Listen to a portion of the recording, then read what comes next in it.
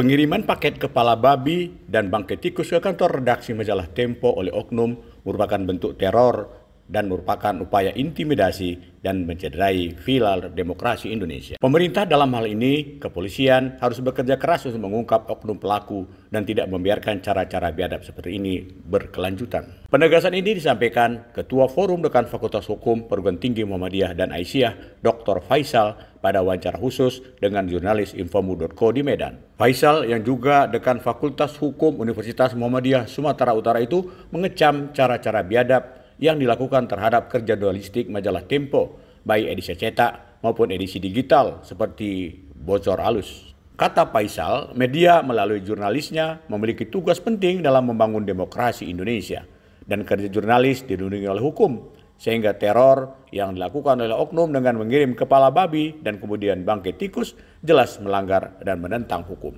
Cara oknum mengirim kepala babi dan bangkai tikus adalah bentuk penentangan terhadap hukum itu sendiri. Untuk itu, kata Faisal, pemerintah dalam hal ini Barreskrim harus cepat mengambil tindakan dan bersikap agar demokrasi Indonesia tidak semakin rusak. Berikut penjelasan Ketua Forum Dekan Fakultas Hukum PTMA, Dr. Faisal, yang juga adalah Dekan Fakultas Hukum Universitas Muhammadiyah Sumatera Utara kepada jurnalis Infomu.co di Medan. Yang pertama, bahwa media dan tugas-tugas jurnalis adalah suatu pilar penting dalam penegakan hukum dan demokrasi di negara Republik Indonesia, bahwa tindakan melakukan represi terhadap media, terhadap jurnalis, jelas itu adalah suatu perbuatan melanggar hukum dan menantang hukum. Kejadian yang dialami di redaksi Tempo dengan dikirimnya kepala babi dan bangkai tikus, ini kan menunjukkan bahwa pelaku ingin menunjukkan bahwa dia tidak takut dengan penegakan hukum. Kalau seandainya orang yang memiliki sikap tidak takut dengan penegakan hukum, berarti kan orang-orang yang memang patut diduga memiliki kekuatan, apakah kekuatan ekonomi, kekuatan dalam artian dia sebagai kekuatan jabatan gitu. Itu yang perlu diwaspadai gitu. Dan ini jelas akan memundurkan peran demokrasi di Indonesia. Walaupun pihak kepolisian sudah menyatakan bahwa sudah akan memburu pelaku, masyarakat tidak hanya berharap statement dari kepolisian menyatakan memburu, tapi harus mengungkap dengan sungguh-sungguh, dengan serius, dengan transparan siapa pelaku dan dalang dibalik pengiriman kepala babi dan bangkai tikus. Kita maklumi tidak mungkin pengiriman ini tanpa ada alasan dan sebab gitu. Kita pahami selama ini Tempo, majalah Tempo itu yang paling getol mengkritisi kebijakan-kebijakan pemerintah yang atau kebijakan-kebijakan dilakukan oleh pemerintah yang didukung oleh oligarki, terutama terkait dengan kebijakan-kebijakan yang tidak mementingkan atau tidak berpihak kepada rakyat. Dan oleh karena itu kita berharap pihak kepolisian ini bisa menjadikan petunjuk bahwa tidak sulit sebenarnya untuk mengungkap atau untuk mencari siapa pelaku dari teror ini gitu. Oleh karena itu kita juga berharap banyak pada pihak kepolisian. Sudah banyak yang terjadi intimidasi terhadap wartawan, terhadap jurnalis. Misal kemarin di Kabupaten Karo, Sumatera Utara yang rumah wartawan dibakar, lalu dilakukan ada ancaman pembunuhan dan bahkan ada wartawan yang dibunuh.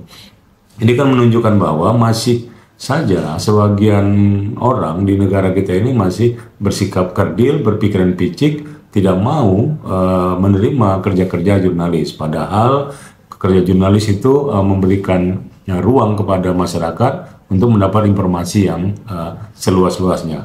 Kita berharap teman-teman jurnalis, teman-teman media tetap semangat, tetap tidak mundur, memperjuangkan kebenaran dengan memberikan informasi-informasi yang benar dan baik. Kepada masyarakat kita berharap mendukung kerja jurnalis, karena apapun ceritanya, jurnalis adalah pihak yang membantu kita untuk mendapatkan informasi demi tegaknya hukum yang ada di negara kita ini. Mungkin itu, Pak. Tugas-tugas kepolisian sudah mulai memburu, tapi optimis nggak Pak Faisal? Polisi mampu mengungkap dan mampu menyeret pelakunya itu? Ya, kita tidak ingin polisi itu nanti menjadi lembaga yang tidak dipercaya masyarakat gitu. Kita berharap pihak kepolisian menunjukkan dengan sungguh-sungguh, dengan profesional kerjanya. Pihak kepolisian sudah mengatakan sedang memburu, berarti sudah ada orang yang diduga yang sebagai pelaku. Dan kita masyarakat juga berharap jangan hanya pelaku tetapi aktor ya, aktor intelektual di balik skenario pengiriman kepala babi dan bangkai tikus ke redaksi Tempo. Dan kemudian kita juga menyayangkan ya kepada pemerintah, kepada pejabat-pejabat pemerintah, hendaknya itu memberikan suatu sikap, memberikan pernyataan-pernyataan yang meneduhkan kepada masyarakat, yang mendukung dan memberikan semangat kepada jurnalis ya dalam menjalankan profesinya. Jangan misal memberikan pernyataan-pernyataan yang seolah-olah menafikan atau menyederhanakan persoalan atau melecehkan kejadian ini gitu. Misal yang jadi kemarin adalah kepala penerangan atau pemberitaan presiden itu kan menunjukkan bahwa tidak sikap negarawan gitu. Jadi kita berharap bahwa memberikan informasi, memberikan pernyataan-pernyataan untuk menyejukkan masyarakat dan memperkuat jurnalis. Bila perlu semestinya Pak Presiden itu menyatakan Kapolri kejar terus bahwa selama ini media jurnalis adalah mendukung demokrasi, maka harus dibantu sedemikian rupa. Saya kira seperti itu. Faisal berharap rekan-rekan jurnalis di majalah Tempo tetap semangat dalam menjalankan tugas jurnalistiknya dan selanjutnya kepolisian segera mengungkap kasus ini. Saiful Hadi, jurnalis Infomu.co, memberitakan dari Medan, Sumatera Utara.